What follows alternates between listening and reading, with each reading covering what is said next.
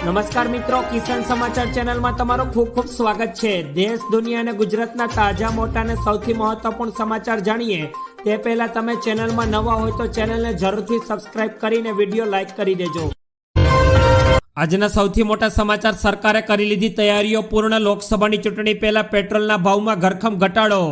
વર્ષ 2024ની લોકસભાની ચૂંટણી આવી રહી છે। કેન્દ્રની મોદી સરકાર દ્વારા પેટ્રોલ અને ડીઝલના ભાવમાં ઘટાડો કરવાની તૈયારીઓ ચાલી રહી છે।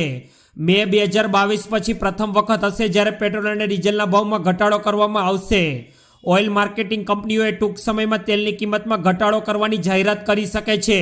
સ્વાભાવિક રીતે દરમાં ઘટાડા માટે આગામી લોકસભાની ચૂંટણીને કારણ માનવામાં આવી રહ્યું છે। તેમજ સરકાર દ્વારા પેટ્રોલના દરમાં 8 રૂપિયા પ્રતિ લીટર કે તેથી વધુનો ઘટાડો કરવાનો દાવો કરવામાં આવ્યો છે। ત્યારબાદના બીજા સૌથી મોટા સમાચાર। મહેસાણામાં ટ્રેનમાં બોમ્બ હોવાનો મેસેજ મળતા પોલીસ દોડતી થઈ। તાજેતરમાં મુંબઈ આરબીઆઈ સહિત 11 જગ્યાઓ પર બોમ્બ બ્લાસ્ટ કરવાની ધમકી ભર્યો કોલ કરવામાં આવ્યો હતો, જે પછી હવે મહેસાણામાં ટ્રેનમાં બોમ્બ હોવાનો મેસેજ મળતા પોલીસ વિભાગ દોડતું થયું છે। તેમજ ટ્રેન રોકી તપાસ કરવામાં આવી, જેમાં ફોન કરનારની પણ પોલીસે અટકાયત કરી છે। આ અંગે માહિતી અનુસાર મહેસાણામાં ટ્રેનમાં બોમ્બ હોવાનો મેસેજ તંત્રને મળ્યો હતો, જેમાં જમ્મુ એક્સપ્રેસમાં બોમ્બ હોવાનો મેસેજ મળ્યો। આ પછી તંત્ર દ્વારા તાત્કાલિક ટ્રેનમાં ચેકિંગ શરૂ કરવામાં આવ્યું હતું, જેમાં ટ્રેનમાં બેઠેલા મુસાફરે ફોન કરીને બોમ્બ હોવાનું જાણવાની વિગત સામે આવી છે। ત્યારબાદના ખૂબ જ મહત્વપૂર્ણ સમાચાર। 1 જાન્યુઆરીથી બદલાશે નિયમો, તમારા ખિસ્સા પર પડશે સીધી અસર। 1 જાન્યુઆરીથી દેશમાં 1 વર્ષથી બંધ યુપીઆઈ એકાઉન્ટ્સ બંધ થઈ જશે। બેંક અને થર્ડ પાર્ટી એપ્સ જેમ કે પેટીએમ, ફોનપે અને ગૂગલ પે પણ 1 જાન્યુઆરીથી આવા યુપીઆઈ આઈડીઓને નિષ્ક્રિય કરશે। ત્યારબાદ દેશમાં 1 જાન્યુઆરીથી સિમ મેળવવા માટે હવે ડિજિટલ કેવાયસી જરૂરી બન્યું છે। ત્યારબાદ ગ્રાહકો માટે 1 જાન્યુઆરીથી તમારે આઈટીઆર ફાઇલ કરવા માટે હવે દંડ ચૂકવવો પડશે।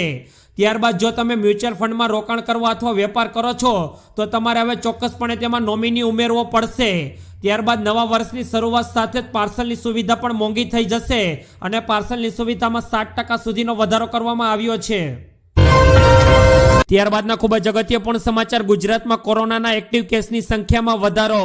રાજ્યમાં કોરોનાના કેસની સંખ્યામાં સતત વધારો જોવા મળી રહ્યો છે, જેમાં છેલ્લા 24 કલાકમાં રાજ્યમાં 12 નવા કેસ નોંધાયા છે, જેની સાથે જ કોરોનાના એક્ટિવ કેસની સંખ્યામાં દેશમાં ગુજરાત 5મા ક્રમે પહોંચ્યું છે, જેના કારણે આરોગ્ય વિભાગની ટીમ દ્વારા ટેસ્ટિંગની પ્રક્રિયા વધારી દીધી છે। છેલ્લા થોડા દિવસથી સતત કોરોનાના કેસની સંખ્યામાં વધારો થઈ રહ્યો છે, જેમાં અમદાવાદમાં રાજ્યના સૌથી વધુ કેસ નોંધાયા છે। ગુરુવારે અમદાવાદ શહેરમાં કોરોનાના 10 કેસ નોંધાયા છે।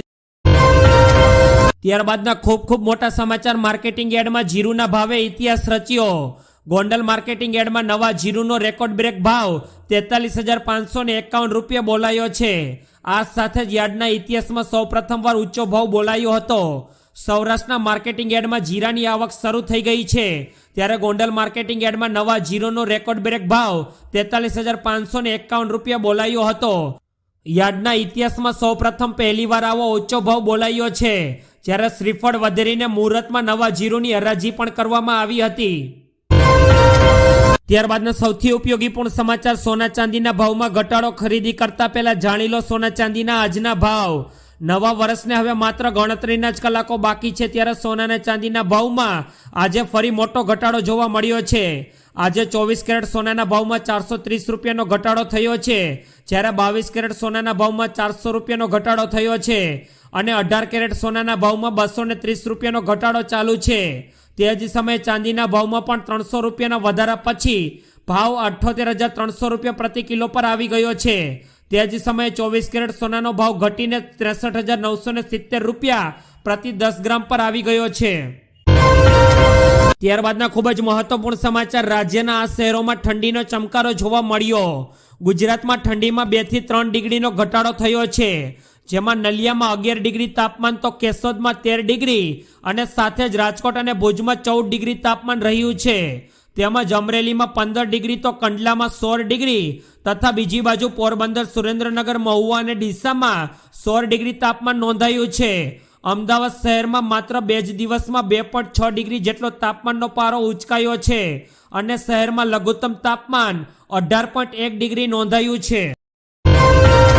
ત્યારબાદના ખૂબ જ મહત્વપૂર્ણ સમાચાર। રિવરફ્રન્ટ પર ફ્લાવર શોની શરૂઆત, જાણી લો તમામ વ્યવસ્થા। ગઈકાલથી અમદાવાદમાં ભવ્ય ફ્લાવર શોની શરૂઆત થઈ ગઈ છે, જેના માટે મુખ્યમંત્રી ભૂપેન્દ્ર પટેલના હસ્તે ફ્લાવર શોનું લોકાર્પણ કરવામાં આવ્યું છે.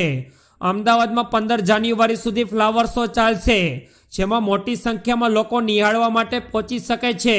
આ માટે ફ્લાવર શોમાં vibrant Gujarat, statue of unity, સૂર્ય મંદિર અને વિક્રમ લેન્ડરની પ્રતિકૃતિ મૂકવામાં આવી છે. અમદાવાદમાં રિવરફ્રન્ટ પર ફ્લાવર શો શરૂ થઈ ગયો છે. અહીં આવનાર લોકો માટે નદીની બંને બાજુ 10 પાર્કિંગ પ્લોટ નક્કી કરવામાં આવ્યા છે. ત્યારબાદના ખૂબ જ મહત્વપૂર્ણ સમાચાર. રાજકોટ માર્કેટિંગ યાર્ડમાં કપાસના પાકની આવક, જાણો ભાવ. રાજકોટ માર્કેટિંગ યાર્ડમાં જણસીની મોટા પ્રમાણમાં આવક થઈ રહી છે. યાર્ડમાં કપાસ અને બટાકાની મબલક આવક જોવા મળી હતી. રાજકોટ માર્કેટિંગ યાર્ડમાં ખેડૂતોને પૂરતા ભાવ મળતા હોવાથી ખેડૂતો દૂર દૂરથી પણ રાજકોટ માર્કેટિંગ યાર્ડમાં પોતાનો પાક વેચવા માટે આવે છે. સૌરાષ્ટ્રમાં કપાસનું સૌથી વધારે ઉત્પાદન થાય છે, ત્યારે યાર્ડમાં 4700 ક્વિન્ટલ કપાસની આવક થઈ હતી અને યાર્ડમાં કપાસનો ભાવ 1225 રૂપિયાથી 1500 રૂપિયા મણ બોલાયો હતો. ત્યારબાદના ખૂબ જ મહત્વપૂર્ણ સમાચાર. ગુજરાતમાં થશે ફરી કમોસમી વરસાદી માવઠું, શું છે અંબાલાલ પટેલની આગાહી. રાજ્યમાં ડિસેમ્બર મહિનો પૂરો થવાને આરે હોવા છતાં હજુ જોઈ તેવી ઠંડી પડી રહી નથી. ત્યારે હવામાન નિષ્ણાત અંબાલાલ પટેલે ગુજરાતમાં આગામી દિવસોમાં કેવું હવામાન રહેશે તે અંગે આગાહી સામે આવી છે, જેમાં તેમણે જાન્યુઆરીમાં ફરીથી વેસ્ટર્ન ડિસ્ટર્બન્સ થશે તેવી આગાહી વ્યક્ત કરી છે, જેના કારણે કમોસમી વરસાદ થવાની શક્યતા પણ દર્શાવી છે. આ સાથે તેમણે એમ પણ જણાવ્યું છે કે ડિસેમ્બર મહિનાના અંતમાં અને જાન્યુઆરીની શરૂઆતમાં અરબ સાગરમાં લો પ્રેશર સર્જાય તેવી શક્યતા રહેલી છે. ત્યારબાદનો ખૂબ જ મોટો નિર્ણય. નવા વર્ષે શનિવારે પણ ખુલ્લું રહેશે શેર બજાર, બદલાશે નવા ટ્રેડિંગના નિયમો. મળતી માહિતી અનુસાર બીએસસી અને એનએસસી પ્રી સેશન 20 જાન્યુઆરીએ સવારે 9 વાગ્યે થશે. ત્યારબાદ માર્કેટ સવારે 9:15 વાગ્યે ખુલશે અને સવારે 10:30 વાગ્યા સુધી ખુલ્લું રહેશે. ત્યારબાદ ડિઝાસ્ટર રિકવરી સાઇટનું પ્રી ઓપનિંગ સેશન સવારે 11:15 વાગ્યે હશે. ત્યારબાદ 11:30 વાગે સામાન્ય માર્કેટ ઓપન થશે અને માર્કેટ બપોરે 1 વાગ્યે બંધ થશે. ત્યારબાદના ખૂબ જ મહત્વપૂર્ણ સમાચાર. ગુજરાતમાં ડ્રગ્સનો બેરોકટોક કારોબાર. ગુજરાતમાં કરોડો રૂપિયાનો ડ્રગ્સનો બેરોકટોક કારોબાર થઈ રહ્યો છે.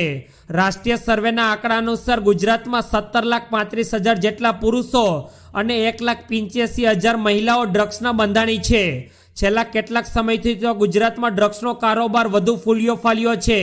રાજ્યમાં પોલીસ અને એનસીબીની ટીમ દ્વારા કેન્દ્રીય સંસ્થાઓ દ્વારા રાજ્યના બોર્ડર પોસ્ટ અને ચેકપોસ્ટ પર નવી ટેકનોલોજી અને સીસીટીવી કેમેરા હોવા છતાં દરિયાઈ માર્ગ, પોર્ટ જેવા માર્ગથી ગુજરાતમાં કરોડો રૂપિયાનો અને હજારો કિલોમાં ડ્રગ્સ ઠલવાઈ રહ્યો છે.